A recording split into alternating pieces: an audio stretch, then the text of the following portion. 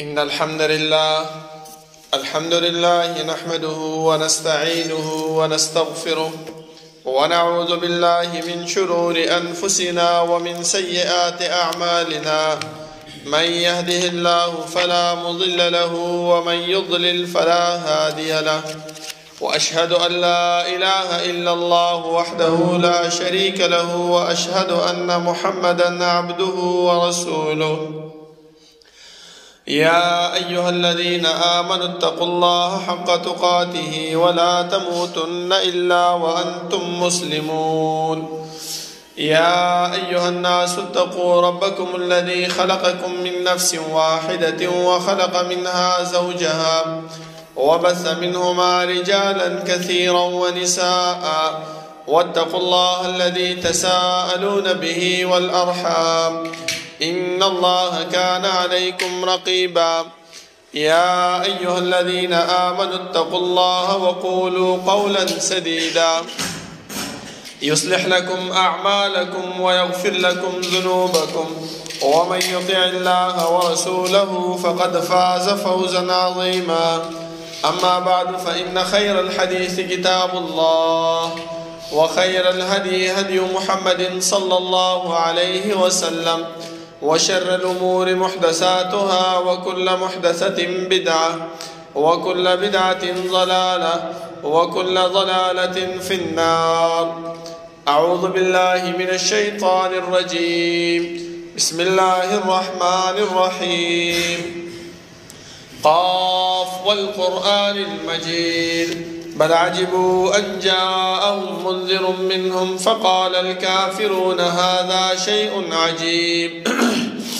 أإذا متنا وكنا ترابا ذلك رجع بعيد. قد علمنا ما تنقص الأرض منهم وعندنا كتاب حفيظ. بل كذبوا بالحق لما جاءهم فهم في أمر مريج. أفلم ينظروا إلى السماء فوقهم كيف بنيناها وزيناها وما لها من فروج.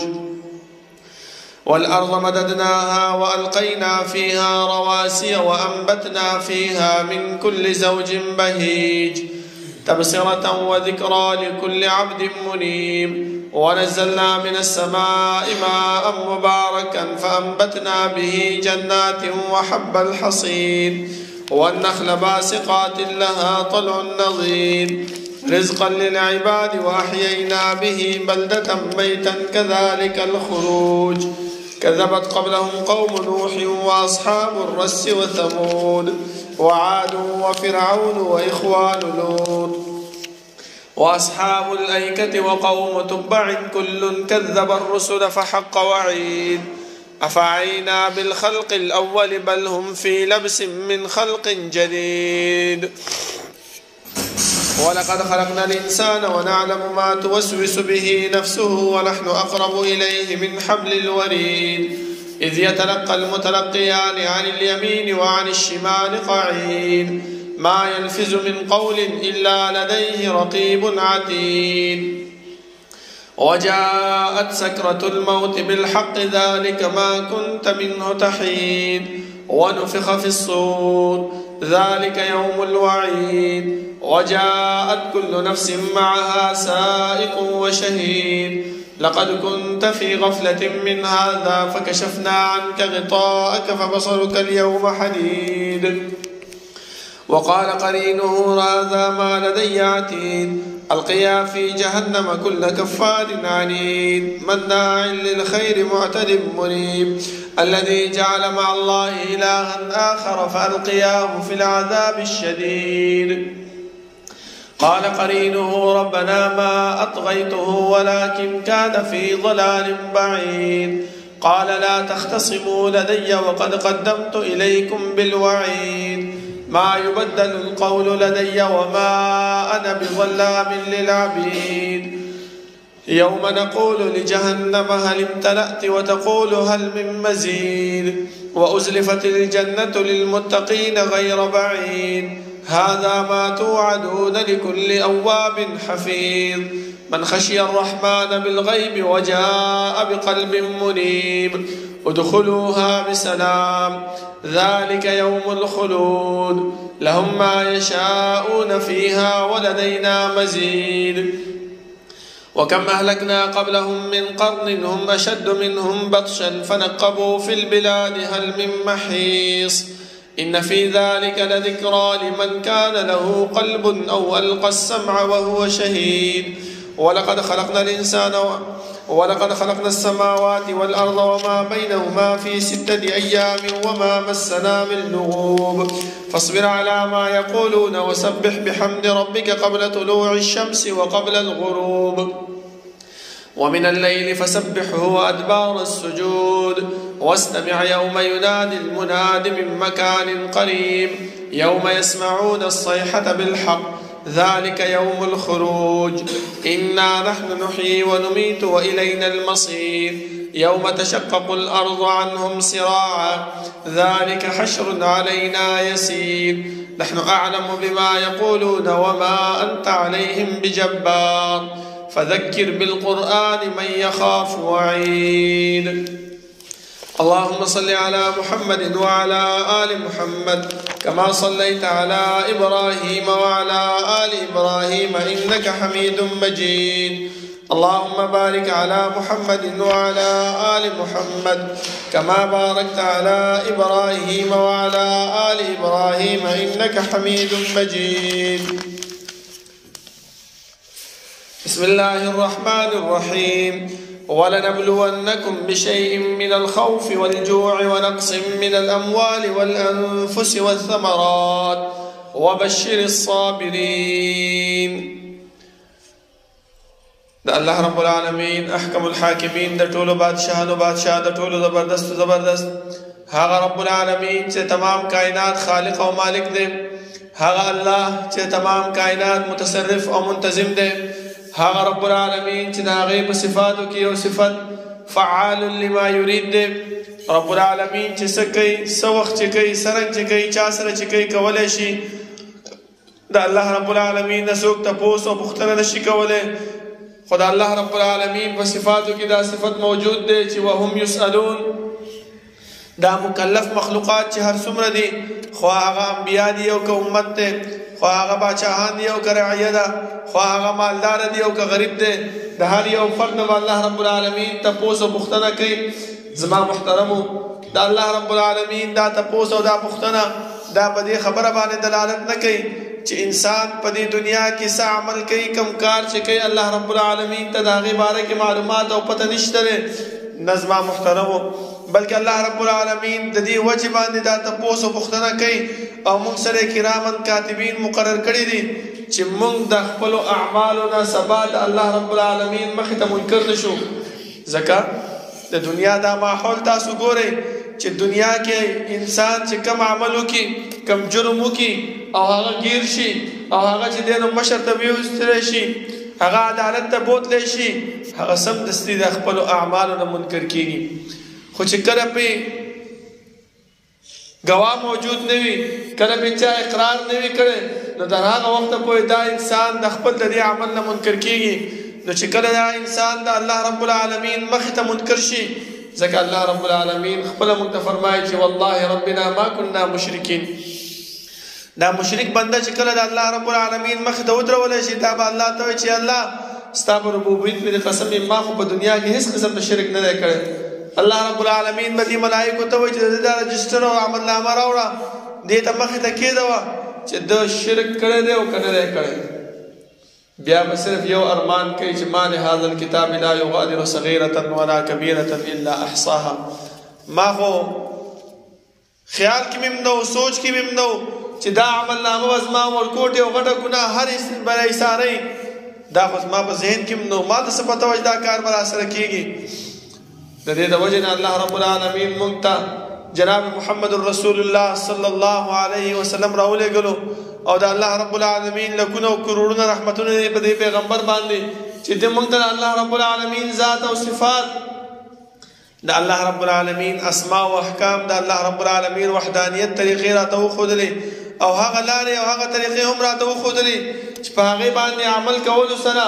موږ د رب العالمین رضا او جنت په حاصلولی شو او هغه لارې او هغه طریقې هم راته وښودلې چې د هغې نه په اجتناب سره ځان ساتلو سره موږ د الله رب العالمین د قهر او د غضب نه بچ کېږو. زما محترمو، الله رب العالمین چې موږ د دنیا کې پیدا کړي یو، زموږ د پیدایش مقصد هغه بیکار او عبث نه و، بلکې الله رب العالمین موږ د څه غرض دپاره پیدا کړي یو چې هغه غرض الله رب العالمین خپله په قرآن کې بیان کړی دی چې هغه یو دوه قسمه غرضونه دي. یو غرض الله فرمایي چې وما خلقت الجن والانس الا لیعبدون، ما انسانان او پیریان نه پیدا کړي مگر خپل عبادت دپاره. یو غرض خو الله رب العالمین موږ ته دا بیان کو. بل غرض چې کله آدم علیه السلام الله رب العالمین د جنت نه دنیا ته راوستو نو ورته وفرمایل چې قلنا اهبطوا منها جميعا فإما يأتينكم مني هدى فمن تبع هداي فلا خوف عليهم ولا هم يحزنون. اے آدم علیه السلام دنیا ته خو روانې، خو دې خبره باندې ځان پویه کا چې په دې دنیا کې تا ته وخت تېرول یو څو وخت لږ شانتې زندګي به دې وي، خو زما له طرف نه به یو قائد، یو رهنما، یو استازی هغه به راځي، هغه به تا ته ستا د فلاح او ستا د کامیابۍ ذریعه، ستا د کامیابۍ لاره به تا ته ښیي. ته به په هغې باندې ځې، که عمل دې پرې وکړو نو کامیاب به یې، او که عمل دې پرې ونه کړو نو کامیابي ستا مقدر هغه نه ګرځېږي. دا دوه خبرې مونږ ته الله رب العالمین وښودلې چې انسانه ستا د دنیا ته د راتګ مقصد هغه زما عبادت، زما بندگی، او ما چې کوم دین را لېږلی، کوم شریعت مې چې را لېږلی دی، کوم پیغمبر مې چې را لېږلی دی، د دې په ذریعه باندې د هغې خبره به منې، د هغې تابعداري به کوې. اوس زما محترمو، نن چې مونږ کومه موضوع بیانومه هغه دا ده چې د ازمایښونو په وخت کې انسان ته څه کول پکار دي، ځکه دنیا دا د امتحاناتو ځای دی، دنیا دا د مصیبتونو او د ازمایښونو ځای دی. انسان باندې هر قسم ته مصیبت راځي، هر قسم ته ازمایش راځي، ځکه الله رب العالمین فرمایي چې ولنبلونکم بشیء من الخوف والجوع ونقص من الاموال والانفس والثمرات. زه به په تاسو باندې امتحان راولم، ازمیښت به په تاسو باندې راولم. په څه شي باندې؟ د یرې به راولم، د لږې به دا باندې راولم، تر دې پورې چې ستاسو مالونه به کم شي. والانفس، او ستاسو بچي دا به مړه کېږي، ختمېږي به. والثمرات، او میوات به تاسو باندې ختمېږي، د خوراک میوې به تاسو باندې وقحط سالي راځي. نو زه ګورم وبشر الصابرین، الله فرمایي زه ګورم چې دا زما بندګانان څه کوي په داسې حالت کې، په داسې وخت کې دا زما بنده څه کوي، زما شکریا ادا کوي او که زما نافرماني کوي. ځکه تاسو په دې دنیا ماحول د دنیا کې به کتلئ چې بعضې خلک ډېر زیات تنګ شي، نو سمدستي د خولې نه دا خبره راوباسي چې یاره ما دې الله رب العالمین هم دا زه لیدلی یم چې په ما باندې مصیبتونه او بیماریان او تکالیف رالیږي، بل څوک یې نه دی لیدلی، هغه ډېر د تنګستیا د وجې نه. او الله رب العالمین چې دغه مصیبت په انسان باندې راولي نو څه د وجې نه راولي چې ګوري تا چې کوي چې په راحت کې ته څنګه یې او په سختۍ کې ته څنګه یې، په تکلیف کې ته څنګه یې، په تا باندې چې سختي راشي ته څنګه اعمال کې، څنګه کارونه کې، کم طرف ته ځې. الله رب العالمین ته راځي سر به سجود کېږي او که نه نن سبا خو موږ نوې نخره شروع کړې ده چې یا په تمګرو پسې روان یو، ناشتا ناشتا دمونه په ځان باندې اچو، کله د امام پسې را روان یو، کله یو خاص سړی دې لپاره مختص کړی دی هغې له ورمنډې وهو، کله تعویزګرو له روان یو، کله چا له روان یو. زما محترمو، خو دغه شی الله رب العالمین مونږه ته ښودلی دی چې انسانه کله چې په تا باندې تکلیف راشي، کله چې په تا باندې مصیبت راشي، ستا کار څه شی دی، ته به څه شی کوې په دې دنیا کې. مونږ ته الله رب العالمین پیغمبر راولېږلو، هغه راته دا وښودله چې انسانه ته په ټولو کې اول خپله عقیده برابره کړې، چې ستا عقیده برابره شوه نو هر قسمه مصیبت تکالیف هغه تا نه لرې کېږي. لکه څنګه کوم انسان باندې بیماري راغله، هغه دې په زړه کې دا خبره راولي، عقیده خپل دا په دې خبره باندې درست کړي چې یاره دا هر څه چې راځي دا د الله رب العالمین باندې طرف نه دي، او څنګه چې الله راوستی دغه شانتې الله به زما نه څه کوي، لرې کوي او ختموي به هم رانه. او که چېرته نه موږ دا ووایو چې یاره بابا ډېر ښه بابا دی هغه نه چې لاړ شي د هغې په قبر باندې چې کومه مالګه پرته ده ډېره ښکلې مالګه ده او چې هغه چا وخوړله بس همدستي ټیکېږي یا د هغې زیارت ته چې لاړې لاس یې پرې ولګولو نو ټیکېږي یا پلانی دمګر دی مړه خو داسې دم اچوي چې بس چوف یې نه کړی چې بس سړی ټیک شوی وي دا عقیده چې کوم ده زما محترمو دا مذبذب عقیده ده په دې باندې الله رب العالمین ناراضه کېږي او چې کوم پیغمبر یې موږ ته رالیږلی دی او د هغې د اطاعت د هغې د فرمانبردارۍ حکم یې موږ ته کړی دی نو د هغې نه موږ چې دی نو رستو کېږو په شا کېږو زما محترمو ذکر رسول الله صلی الله علیه وسلم فرمای واعلم ان الامه لو اجتمعت على ان ينفعوك بشيء لم ينفعوك الا بشيء قد كتب الله لك په دې خبره باندې ځان پوهه کړه که چېرته دا ټوله دنیا را جمع شي او الله رب العالمین ستا دپاره د یو نفع شی لیکلی وي چې دی باندې به تا له فایده درکو تا له به راحت درکو تا نه به مصیبت لرې کوو خو چې دا ټول امت را جمع شي او دا نفع او دا ښېګړه تا نه لرې کول غواړي خو الله رب العالمین تا له لیکلی دی دا انسانان تا نه دا وایي نشي لرې کولی خو دا څه غواړي دا به خپل عقیده درست کړي زما محترم او خپل زړه کې به اخلاص پیدا کړي للهیت به پیدا کړي د الله رب العالمین او د الله د رسول صلی الله علیه وسلم کوم دین چې راوړی دی په هغې باندې به ایمان لري چې یاره دا هر څه چې کېږي موږ باندې د الله رب العالمین د طرف نه کېږي او دا ما ته چا ویلي دي ما ته د هغه پیغمبر ښودلی دي نو چې عقیده زموږ درسته شوه ځکه الله رب العالمین په سورت عصر کې هم فرمایي چې ان الانسان لفی خسر یقینا انسان دا شی په تاوان کې دی ځکه تاسو وګورئ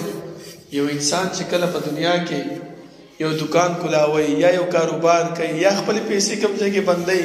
نو د هغې نه مخکې څونه سوچ کوي چې یاره دا پیسې دې ځای کې بندومه څه ګټه به راته میلاویږي که نه څه کارونه به کومه چې زه به کې فایده حاصله کړمه یاره دا پیسې دې کس سره ورکومه دې سره بندوم دا کس خو چېرته وران نه دی غل خو نه دی 20 کسانو نه تپوسونه کوو د هغې تحقیق کوو دا ولې کوو دا دې د وجې نه کوو چې موږ سبا په دې کې څه حاصل کوو کامیابي حاصله کوو د تاوان نه بچ شو د خسران نه بچ شو او الله رب العالمین دومره مهربانه بادشاه دی چې دا اوله نه موږ ته وویل چې انسانه ته چې د خسران او تاوان نه بچ کېږي نو څه وکړه الا الذین آمنوا ایمان راوړه خپل عقیده برابره کړه خپل عقیده درست کړه نو ته به تاوان او د خسران نه بچ شي تا باندې چې کوم مصیبت را روان دی د هغه مصیبت نه به ته بچ شي زما محترم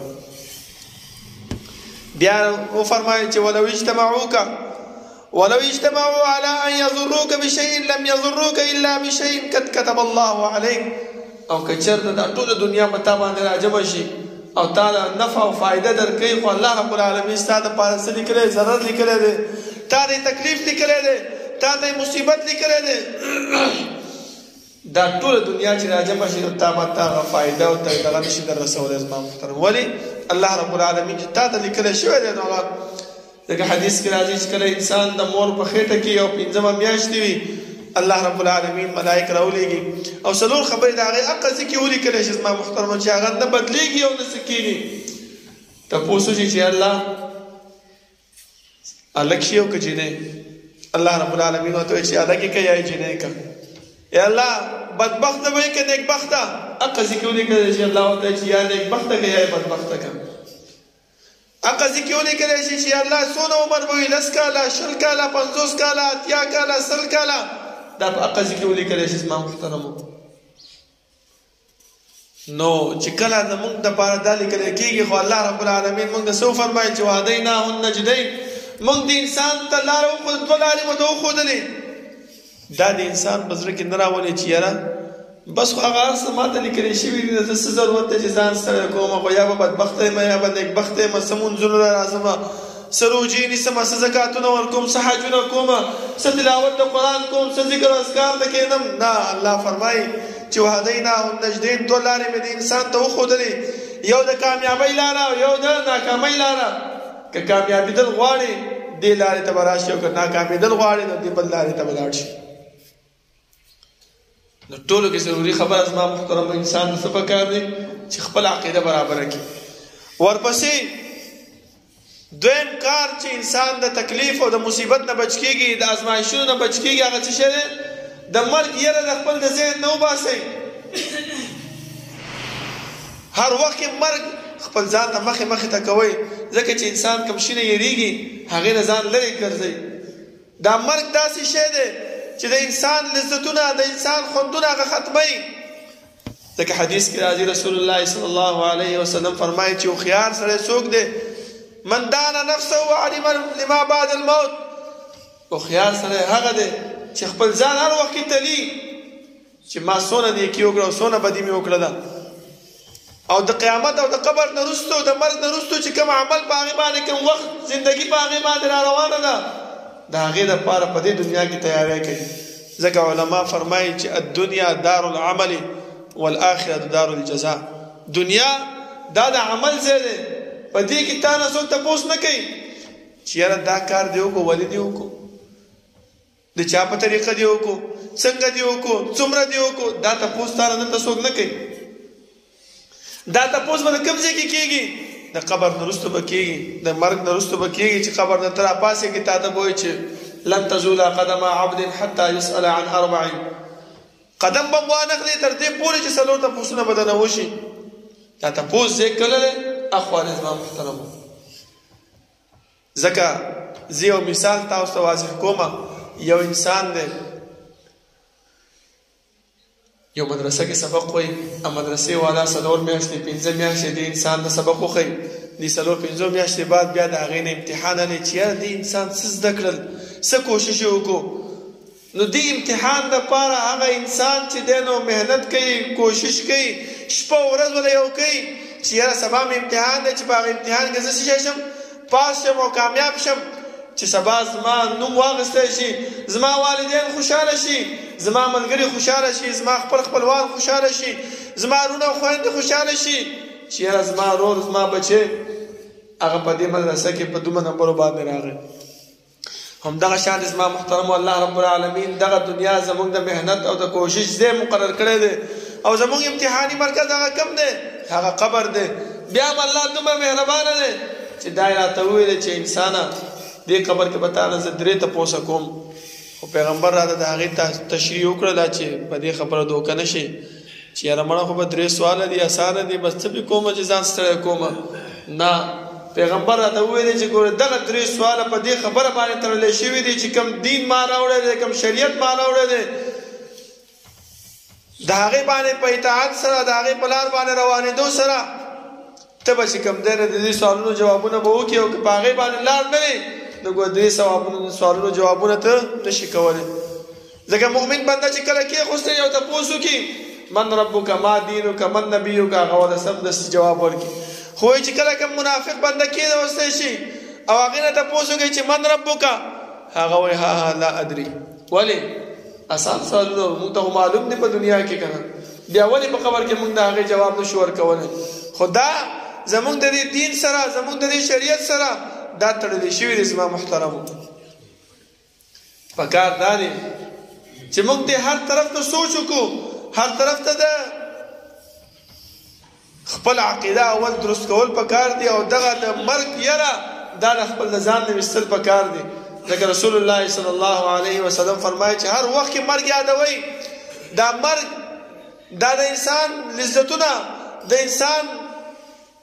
خوندونه هغه ختموي. زما محترمو، نو چې کله مرګ تا ته یاد دی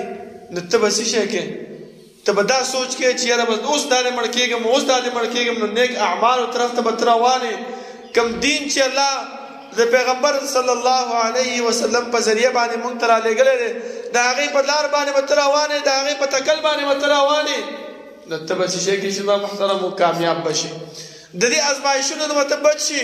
دې تکالیف، دې مصیبتونو نه به ته بچ شي. ځکه د یهودو په باره کې الله رب العالمین په قرآن کې فرمایي چې هغو د مرګ نه یریږي او دا ارمان کوي چې ولتجدنهم احرص الناس على حیات ومن الذین اشرکوا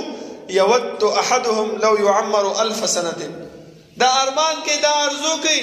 چې زمونږ چېرته 1000 کاله عمر وی چې په دې دنیا کې موږ پاتې شوی وی خو الله رب العالمین کله 1000 کاله عمر انسان نه ورکوي دا ارمان او دا ارزو د ژوند څوک کوي دا صفت د یهودو د زما محترم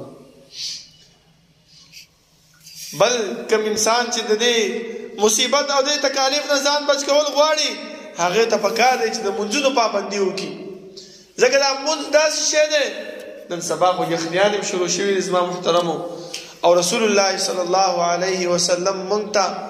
دومره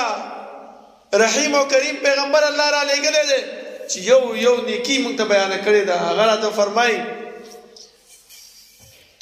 چې کامیابي غواړې په دې یخنۍ کې سخت باندې عمل وکړه الله رب العالمین به تا کامیاب کړي لکه سخت عمل څه شی دی انسان په دې یخنۍ کې په یخو اوبو باندې اودس وکړي یو خو دا ده چې ګرمې اوبه موجود یا خو ټیک ده یو سهولت دی الله را کړی دی دا د انسان نه وایي چې نه دا ګرمې اوبه باندې اودس نه کوم په دې یخو اوبو کومه ځکه حدیث کې راغلی دی نه چې نه وي او ته په هغې په یخو اوبو باندې اودس وکړې زما محترمو دا اجر او ثواب په هغه وخت کې ملاویږي ځکه نن سبا موږ څه کوو چې یخني وي او ګرمې اوبه نه وي نو کور کې مې یو حل راغستی چې تا ولې اوبه نه دي ګرمې کړي خو په دغه وخت کې ځان غلی کړي او صبر وکړي او په یخو اوبو باندې اودس وکړي د پیغمبر فرمایي فذلکم الرباط دغه چې کوم دی نو دا د جهاد عمره ثواب دی دغه رباط ویل کېږي هغه ته چې انسان په جهاد کې شپه په یخه شپه باندې څوکیداري وکړي همدغه شان زما محترمو دې مانځه دپاره کور کې اودس وکړي او د کور نه چې دی نو په راروانې رسول الله صلی الله علیه وسلم فرمایي چې دا انسان یو قدم اخلي نو الله رب العالمین یو نیکي ورکوي یو درجه یې بلندوي او یو ګناه ته کمیږي او یو ګناه ته معاف کېږي زما محترمو څونه لوی د اجر او ثواب دی خو موږ څه کوو موږ د دې هر څه نه شیطان محرومه کړي یو ولې شیطان چې دی نو الله سره وعده کړې وه چې لأزینن لهم فی الارض ولأغوینهم اجمعین ای الله تا خو زه ورټلم خو دا ستا بندګانان چې دي دا به زه د سمې لارې نه اړوم څنګه به یې اړوم لأزینن لهم دغه بد عمل دغه د ګناه عمل دغه د شرک عمل دا به دې انسان د زه ښایسته کوم د ثواب په نیت به ورته پیش کوم ولأغوینهم اجمعین او دا ټول انسانان به زه څه کوم ګمراه کوم د سمې لارې نه به یې اړوم هغه شیطان خپل کار باندې عمل شروع کړی دی خو اوس موږ څه کوو موږ د هغې سره ملګرتیا په هغې باندې شروع کړې ده هغه راته وایي مړه کور کې سره اودس کې ځان ستړی کړی هسې لاړ شه جومات کې وکړه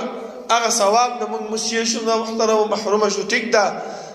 اودس خو شو مونځ وشو لیکن چې کوم ثواب پیغمبر موږ ته بیان کړی دی د هغې ثواب نه موږ محرومه شو زما محترم پکار دا دی چې موږ د هغه ثوابونو نه ځان محرومه نه کړو په هغه ثواب باندې ځان برابر وساتو بیا چې کله زما محترمو دې مانځه له راځو په دې مونځ کې موږ څه وکړو خشوع خضوع نه کار واخلو ځکه علما فرمایي دا خشوع څه ته ویلی کېږي وایي خشوع دې ته وایي چې انسان په مانځه باندې ودرېږي نو خپل ذهن کې دغه خبره راولئ چې یاره زه چا ته ولاړ یم زه داسې ذات ته ولاړ یم چې اسمانونه ځمکې پیدا کړي دي داسې ذات ته ولاړ یم چې کائنات پیدا کړي داسې ذات ته ولاړ یم چې زه یې پیدا کړی یم زما دا ټول سیستم د زندګۍ هغې روان کړی دی داسې ذات ته ولاړ یم نو دې انسان کې بیا صحیح خشوع خضوع پیدا کېږي او حدیث کې راځي رسول الله صلی الله علیه وسلم فرمایي چې کله الله رب العالمین مخې ته انسان مانځه کې ودرېږي الله ملایکو ته ووایي چې دا پردې پرې راوغورځوئ چې دا انسان ما ته ولاړ دی خو چې کله دا انسان وای په دې مانځه کې سوچونه او فکرونه شروع کړي خشوع د مانځه وباسي الله رب العالمین ملایکو ته وایي چې دا پردې دې اوچتې کړي دا خو په ګډو وړو سر دی وایي پرېږده چې لګیا یې څه وایي به خپل کار به کوي او نن سبا موږ څه کوو زموږ په باره کې همدغه خبره مشهوره ده و یو امام صاحب په مانځه کې غلط شوی و یو کس شاته ولاړ و هغه ورته وایي چې امام صاحب څلورو په ځای 3 رکعاته وکړه هغه وایي نه ما څلور کړي وایي نه 3 دې وکړه وای زما څلور دکان نه په هر رکعت کې د دکان یو دکان حساب کوم وای خو ما خو د 3 دکانونو حساب کړی څلورم خو پاتې دی وای زمونږ د مونځ دغه حال دی زما محترمو موږ به څنګه چې دی الله رب العالمین چې کومې پردې موږ ته راچولې دي. او حدیث کې هم راځي چې رسول الله صلی الله علیه وسلم فرمایي چې شیطان هغه چې کله اقامت کېږي اذان کېږي هغه منډې وهي ځي، خو چې کله دا انسان د الله رب العالمین د یاد نه غافل شي دا شیطان ولا راشي نورې وسوسې مو واچوي او قسمه قسم حالات ورته ور په یادوي چې دا وکړه دا وکړه دا داسې دی دا داسې دی دا هغسې دی. په دې مونځ نه ټول ګډ وډ کړي چې دا ته 4 رکعاته وکړه که ته 5 رکعاته وکړه. نو پکار دا دی زما محترمو چې که مونږ د مصیبت او د ازمایښونو نه ځان بچ کوو نو د دې مونځ خیال وساتو، د دې مونځ په خشوع او خضوع کې سوچ وکړو زما محترمو. او بیا دې مانځه کې چې کم اعمال دي هغه اعمال وکړو، خو په سم نیت باندې چې په دې باندې مونږ ته الله او د الله رسول صلی الله علیه وسلم حکم کړی دی. ځکه دا بعضې خلک داسې دي هغه صفات تاسو ته دا خبره کوي چې یاره دا ټول اعمال په احادیثو کې شته، صحیح متواتر حدیث نه ثابت دي، خو موږ څوک مجبور یو د خپل مذهب او د خپل د مشرانو نه. نو یو انسان چې داسې خبره کوي هغه به سبا الله رب العالمین څه جواب ورکوي چې الله به ورته وایي چې ما تا ته پیغمبر درلېږلی هغه تا ته دا مسایل بیان کړي دي، هر څه یې درته ویلي دي، باوجود د هغې نه ته چې دی نو تاسو وویلې چې زه مجبور یم د خپل مذهب نه. نو زما محترمو کامیابي او د ازمایش نه په دې خبرو باندې موږ نشو بچ کېدلی. د پکار دا دی چې د مانځه خیال وساتو.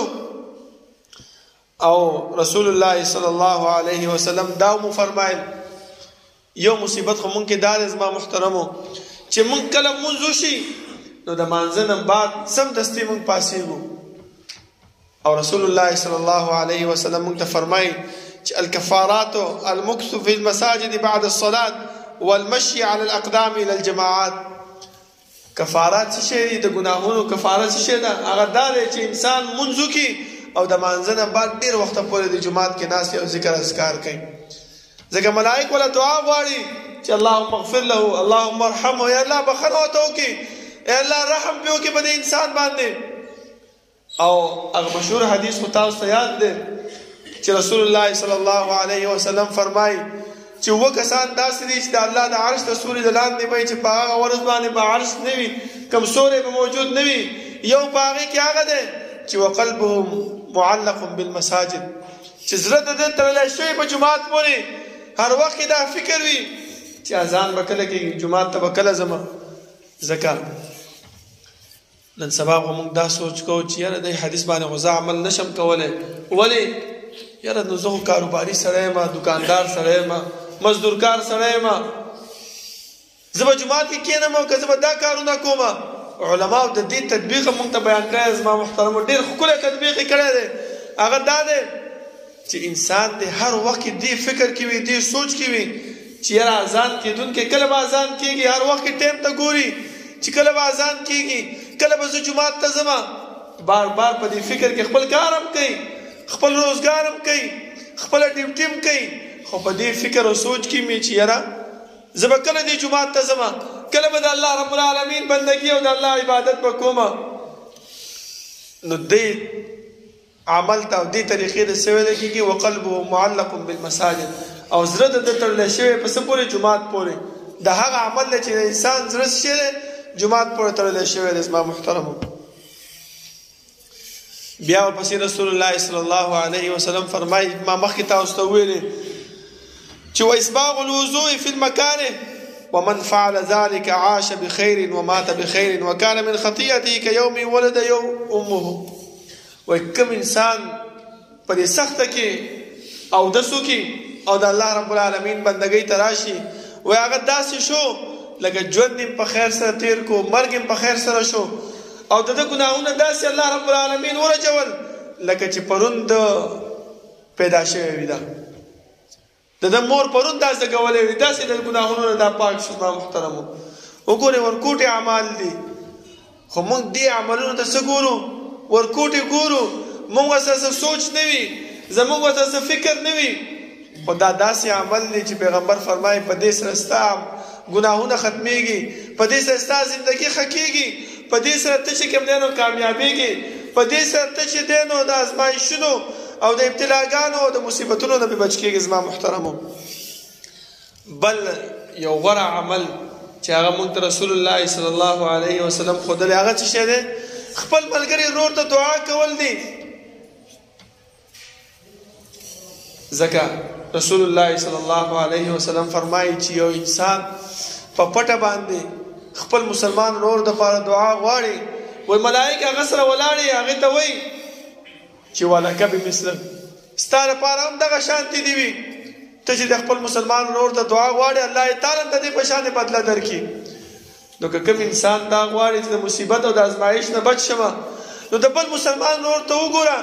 چې هغه په کوم تکلیف کې دی، کوم مصیبت کې دی، کوم ازمیښت کې هغه مبتلا دی، هغه دعا وغواړه. الله رب العالمین به تام د هغه قسم مصیبت او تکالیف نه تام بچ کړي. زما محترمو، خو نن سبا مونږ څه کوو؟ مونږ دا وایو لکه پخواني خلک به وو، هغه به څه کول؟ بل مسلمان سره به ضرور فکر به ورسره موجود و. خو نن سبا مونږ څه وایو؟ مونږ چې هر څه میلاوېږي ما ته دې میلاوېږي، دا بل دې خپل کار کوي. مړه چې زه روغ یم،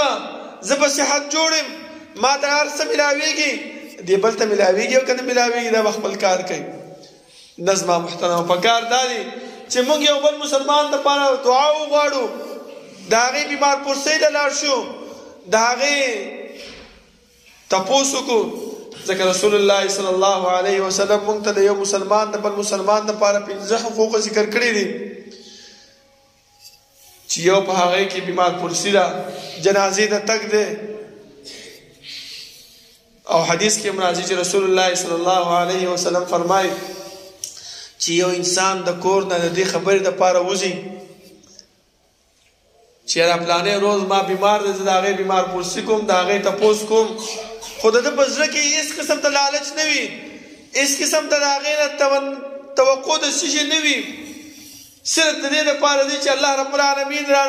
راضي شي او الله رب العالمین ماله د ده ښه بدله راکړي. نو الله رب العالمین ملایکو ته وایي چې دې له دغه شان نعمتونه وله ورکړه. خو دا څه شي دپاره زما محترمو؟ دا صرف د خپل د ورور سره مسلمان سره د ښېګڼې دپاره او خپل ځان د تکلیف او د مصیبت او د مشقت نه د بچ کولو دپاره. زما محترمو، دا یو څو اعمال ما ستاسو مخې ته کېغوستل، دا داسې اعمال دي چې موږ ته رسول الله صلی الله علیه وسلم دا وښودل چې انسانه کم مصیبت چې په تا باندې راځي، کم تکلیف چې په تا باندې راځي، ځکه الله فرمایي چې ولنبلونکم بشیء من الخوف والجوع، زه به خامخا په تاسو باندې په یره باندې او په ولږه باندې به ستاسو امتحان او ستاسو ازمیښت اخلم. خو دا اعمال چې انسان په خپله زندګۍ کې راولي، د دغه شانتې ازمیښتونو نه، د دغه شان تکالیفو نه او د دغه شان مصیبتونو نه دا انسان به لرې شي او ختم بشي. الله رب العالمین نه دعا ده چې الله رب العالمین د عمل کولو توفیق راکړي، او الله رب العالمین زموږ په زندګۍ کې دغه اعمال واچوي چې موږ د ازمایښتونو، تکالیفو، د مصیبتونو نه هغه لرې شو، او الله رب العالمین موږ ته د عمل کولو توفیق راکړي. اقول قولي هذا واستغفر الله لي ولكم ولسائر المسلمين.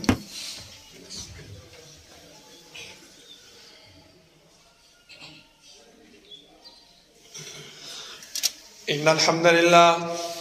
لله نحمده ونستعينه ونستغفره ونعوذ بالله من شرور أنفسنا ومن سيئات أعمالنا، من يهده الله فلا مضل له ومن يضلل فلا هادي له، وأشهد أن لا إله إلا الله وحده لا شريك له، وأشهد أن محمدا عبده ورسوله.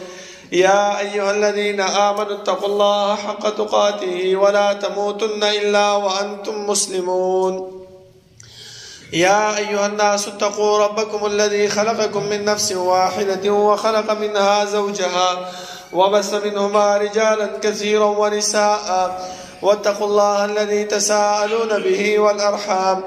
إن الله كان عليكم رقيبا. يا أيها الذين آمنوا اتقوا الله وقولوا قولا سديدا يصلح لكم أعمالكم ويغفر لكم ذنوبكم، ومن يطع الله ورسوله فقد فاز فوزا عظيما. أما بعد، فإن خير الحديث كتاب الله، وخير الهدي هدي محمد صلى الله عليه وسلم، وشر الأمور محدثاتها وكل محدثة بدعة وكل بدعة ضلالة وكل ضلالة في النار. أعوذ بالله من الشيطان الرجيم. ولنبلونكم بشيء من الخوف والجوع ونقص من الأموال والأنفس والثمرات. زما محترمو، پکار دا دی چې موږ خپل ځان د ازمایښو او د مصیبتونو او د تکالیفو نه بچ کو. کم اعمال چې ما ستاسو مخې ته کېښودل دغه اعمال موږ خپل زندګۍ کې راولو. زما محترمو، بل غوره عمل چې موږ ته رسول الله صلی الله علیه وسلم ښودلی دی هغه څه شی دی؟ کثرت سره استغفار ویل. ځکه حدیث کې راځي رسول الله صلی الله علیه وسلم فرمایي چې توبه لمن وجد فی صحیفته استغفارا کثیرا. خوشحالي د هغه انسان لپاره چې د هغه په عمل نامه کې ډیر استغفار وکتلی شي. د قیامت په ورځ به هغه انسان له خوشحالي وي. زما محترمو، او فرمایي چې من لزم الاستغفار، چا چې هر وخت استغفار ویل شروع کړ جعل الله له من كل هم فرجا. الله رب العالمین به د هر قسم مصیبتونو تکلیفونو نه به دا راوباسي. د لپاره به لاره کولاوه کې د هغې نه ومن كل ضيق مخرجا، او د هر تنګ ځای نه به د هغې لپاره فراخي ملاوه شي. زما محترمو،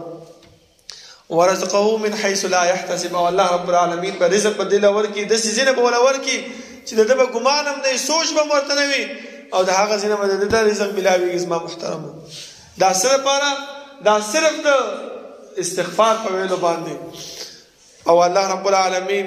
د نوح علیه السلام هغه خبره هم واقعا هم په قرآن کریم کې ذکر کړې ده چې واستغفروا ربکم انه کان غفارا يرسل السماء عليكم مدرارا ويمددكم باموال وبنين ويجعل لكم جنات ويجعل لكم انهارا. دا ټول نعمتونه چې الله ورکوي په څه باندې ورکوي؟ په استغفار باندې ورکوي. یو عالم په باره کې راځي زما محترمو چې هغه یو کس راغی او ورته وویل چې زما چې کوم دی نو اسمانونو نه بارانونه نه کېږي، څه چل وکړو؟ هغې ویل چې تاسو داسې وکئ چې استغفار ویل شروع کړئ. بیا یې ورته وویلې چې زما بچي نشته دی، مال مې کم دی. هغه ورته ویل چې بیا هم استغفار ووایه. بیا یې ورته ویل چې یاره باغات مې وچ شوي دي، پټي مې ختمېږي. هغه ورته بیا هم استغفار ووایه. چې کوم شاګردان ورته ناست وو هغه ورته ویلې چې استاد جي هغه به دا تپوسونه کوله، تا هم دا یو خبره کوله چې استغفار ووایه او استغفار ووایه. هغه ویل تا ولې قرآن کریم نه دی ویلی؟ الله رب العالمین د نوح علیه السلام په باره کې څه فرمایي چې هغه خپل قوم ته وویلي چې واستغفروا ربکم انه کان غفارا. استغفار ووایي، دا الله رب العالمین ډېر بخونکی او مهربانه دی. څه کوي په دې استغفار باندې؟ يرسل السماء عليكم مدرارا، ډېر بارانونه په تاسو باندې وورېږي. ويمددكم باموال وبنين، ستاسو په مالونو کې ستاسو په بچو کې به الله فراختیا راولي. په څه وجه باندې؟ استغفار په وجه باندې. ويجعل لكم جنات ويجعل لكم انهارا، ستاسو باغونه به ډېر فراخه کړي الله رب العالمین. په څه وجه باندې؟ په دې به استغفار په وجه باندې. په کار دا دی زما محترمو چې موږ د دې مصیبت او د دې ازمایښونو ځان چې بچ کوو نو هر وخت کې د استغفار ویل دا په خپل ځان باندې لازمه کوو. ټیم پې دومره نه لګي، خو موږ څه شی کوو؟ شیطان هغه خپله حربه، هغه خپل وعده چې الله سره کړې وه په هغې باندې عمل شروع کړی، په هغې باندې کار روان کړی دی، په هغې باندې خپل ځان یې مصروفه کړی دی، او موږ هم د هغې په لار باندې روان یو، د هغې په نقش قدم باندې روان یو. اوس زموږ زړه کې به دا سوال راځي چې یاره دا شیطان ولې موږ ګمراه کوي؟ څه چل دی؟ خو بس الله ته ګمراه کړی دی، خو زه به صحیح ده که نه موږ سره ګمراه کوي. الله رب العالمین فرمایي انما يدعو حزبه ليكونوا من اصحاب السعير. دا دې دپاره دا انسان ګمراه کوي او د دعوت ولا ورکوي چې یاره جهنم کې زه ولې ځان نه وسوځم؟ پکار دی چې ما سره د انسانانو یو ډله هغه څه شي وسوځېږي. و د قیامت په ورځ به شیطان راشي او به دا وایي چې فلا تلوموني ولوموا انفسکم، ما هم ملامته خپل ځان ملامته که، ما انا بمصرخکم وما انتم بمصرخي. ما خو تاسو ته اعلان نو کړی چې جمعه ته راتلم او تاسو مې اعلان کو چې راشي دې بدکارۍ له دې غلط عمل له ما خو بس صرف تاسو ته بس لږه اشاره درکړه ته په منډه را روان وي نن ما ملامت وا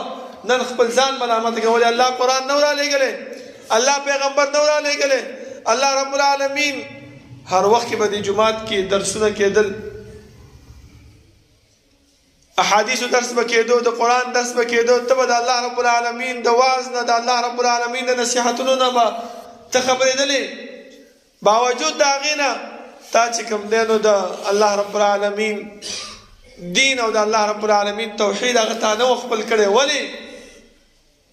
نن ما مه ملامتوه ځان ملامت که راځه بس چې اوس خو بله لار نشته راځه به جهنم کې به دواړه یو ځای سوځېږو ځان له هغه ډله برابرې زما محترمو د پکار دا دی چې موږ د هغې د ډلې نه ځان وساتو او د الله رب العالمین د دعا وخت کې دعا وغواړو چې الله موږ د شیطان د وسوسو او د شیطان د مکر او د فریب نه وساتي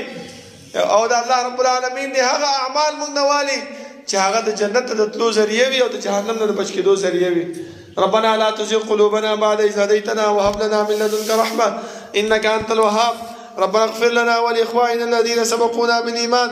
ولا تجعل في قلوبنا غلا للذين آمنوا ربنا إنك رؤوف رحيم ربنا لا تؤاخذنا إن نسينا واخطأنا ربنا ولا تحمل علينا إصرا كما حملته على الذين من قبلنا ربنا ولا تحملنا ما لا طاقة لنا به واعف عنا واغفر لنا وارحمنا أنت مولانا فانصرنا على القوم الكافرين سفونا برابر كنز